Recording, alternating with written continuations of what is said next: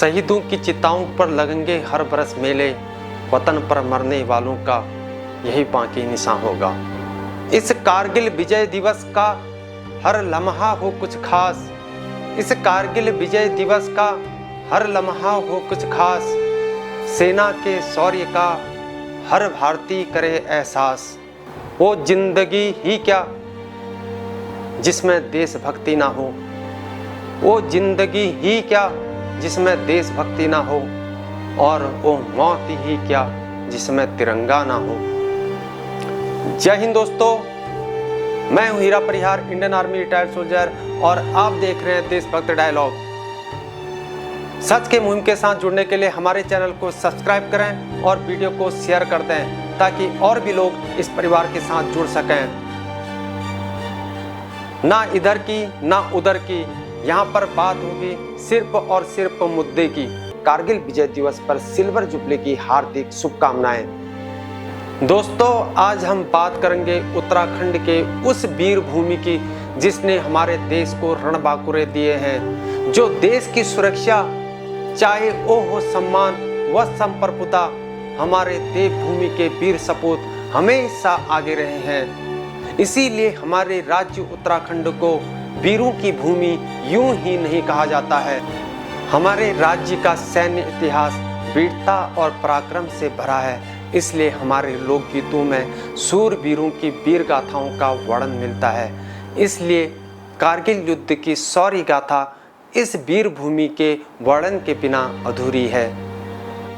जहां हमारे राज्य के 75 सैनिकों ने इस युद्ध में देश की रक्षा के लिए अपने प्राणों का बलिदान दे दिया, इनकी याद में आज भी सैकड़ों आंखें नम हो जाती हैं और हमारा सीना गर्व से चौड़ा हो जाता है। जब भी देश की आन बान शान पर कोई संकट या विपदा आती है तो हमारे रणबांकुरे अपने फर्ज से कभी पीछे नहीं हटते हैं और समय आने पर अपने देश की सुरक्षा के लिए अपना सर्वस्व न्यौछावर कर देते हैं। और यही वजह है कि जब भी सैनिकों की शहादत को याद किया जाता है तो सबसे ज़्यादा उत्तराखंड के वीरों के बलिदान व अदम्य साहस के किस्से हर किसी के जुबां पर होते हैं।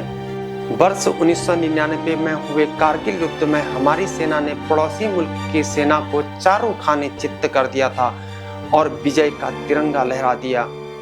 और आज हम उन्हीं योद्धाओं की बहादुरी को स्मरण करते हुए उन बलिदानियों को भावभीनी श्रद्धांजलि अर्पित करते हैं और हर वर्ष 26 जुलाई को विजय दिवस के रूप में मनाते हैं। हमारे देश की आन बान शान के लिए हमारे सेना के 527 जवानों ने अपना सर्वस्व न्यौछावर कर दिया और वहीं 1363 घायल हुए और वहीं पाकिस्तान के 4000 से अधिक सैन्य बलों को ढेर कर दिया। बलिदानियों में 75 जांबाज योद्धा उत्तराखंड देवभूमि से थे, जो कि सर्वाधिक थे। और एक छोटा राज्य होने के बावजूद यह हमारे लिए गर्व की बात है और इस शहादत का जज्बा आज तक हम भूले नहीं हैं। ऑपरेशन विजय में कुमार रेजिमेंट के 16 जांबाज योद्धा बलिदान हुए तो वहीं गढ़वाल राइफल के 54, जिनमें से 41 जांबाज योद्धा उत्तराखंड राज्य के मूल निवासी थे।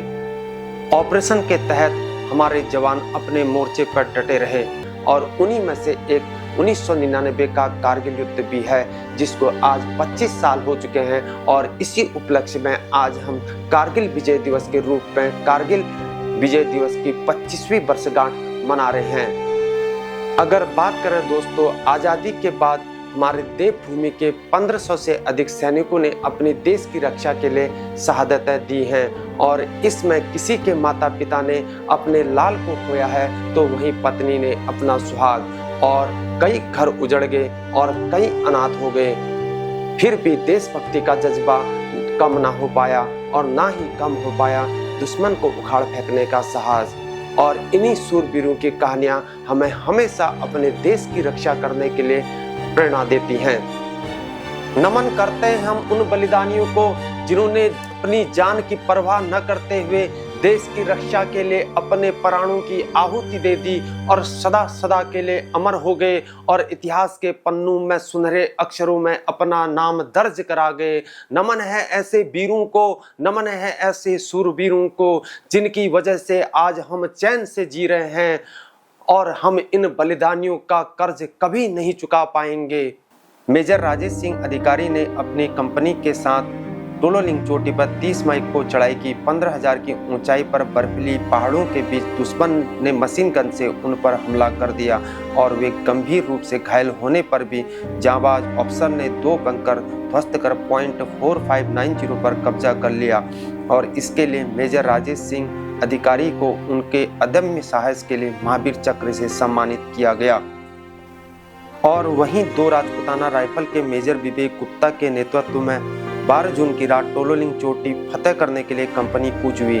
ऊंचाई पर लड़ना कठिन था, फिर भी मेजर विवेक गुप्ता की कंपनी आगे बढ़ती रही। इस दौरान मेजर विवेक गुप्ता को 2 गोलियां लगी। घायल होने के बावजूद उन्होंने 3 दुश्मनों को ढेर किया, बंकर पर कब्जा कर लिया और उनके अदम्य साहस के लिए उनको दूसरा सर्वश्रेष्ठ वीरता पुरस्कार महावीर चक्र से अलंकृत किया गया। और वहीं द्रास सेक्टर के पॉइंट 4700 पर सर्वाधिक सैनिक शहीद हुए। 2 राजपूताना राइफल्स और 18 गढ़वाल राइफल्स के रणबांकुरों ने 30 जून की रात चोटी पर हमला किया। 18 गढ़वाल के नायक कश्मीर सिंह, राइफलमैन अनुसुईया प्रसाद और कुलदीप सिंह इस दल का हिस्सा थे। इन तीनों वीरों ने घायल होने के बावजूद दर्जन भर दुश्मनों को ढेर कर दिया और उनके इस अदम्य साहस के लिए उन्हें मरणोपरांत वीर चक्र से सम्मानित किया गया। और वहीं 9 पैरा कमांडो नायक ब्रजमोहन सिंह की कंपनी की टीम ने कारगिल के मस्कोट सब सेक्टर में 1 जुलाई को हमला बोल दिया। पर्वतारोही ब्रजमोहन सिंह ने ऊंचे पहाड़ पर चढ़ाई करके बंकर में हमला कर 2 दुश्मनों को गुत्थम गुत्था की लड़ाई में मौत के घाट उतार दिया। उनके इस अदम्य साहस के लिए उनको मरणोपरांत वीर चक्र से सम्मानित किया गया। ऐसे ही सच से रूबरू होने के लिए हमारे चैनल को सब्सक्राइब करें और वीडियो को शेयर करें। आज के लिए इतना ही। जय हिंद, जय भारत, वंदे मातरम, भारत माता की जय।